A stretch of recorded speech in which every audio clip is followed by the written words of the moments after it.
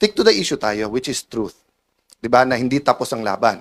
Pero ayoko rin naman isipin ng tao, winaldas ko 700 million. Nisin ko, may discretionary fund na pwedeng kunin ng Senate President. Maraming previous Senate Presidents, tens or hundreds of millions kinuha. Nisin ko, hindi ako kumuha doon. Tapos sasabihin nila, 700 million, ginastos ko. Tapos wala.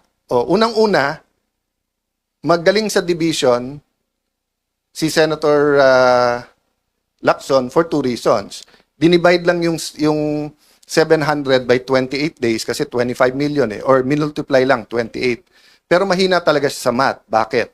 Because 12 is not 13. Pangalawa, akala ko ba sabi nyo tanggal ako nung June 3? O ilan araw ang May 11 hanggang June 3? O, paano naging 28? Diba? So makikita mo talaga na mahuhuli sa bibig ang isda. Pero bakit nga nanggugulo na manggugulo si Senator Lacson? So on one hand, stick tayo to the issue. On the other hand, there are some issues, tactical issues, na kailangan mo sagutin kasi kung hindi, masisira main message mo. So kung ang main message natin is good governance, tapos akala ng tao may anomalya sa 700 million. So sabi niya, isipin mo, walang productivity. O bakit ngayon break eh? Everyday ngayon, 25 million.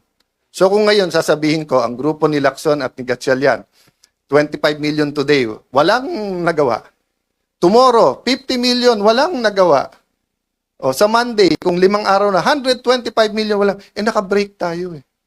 Meron pre-trial eh. Diba? So wag natin lokohin ang tao.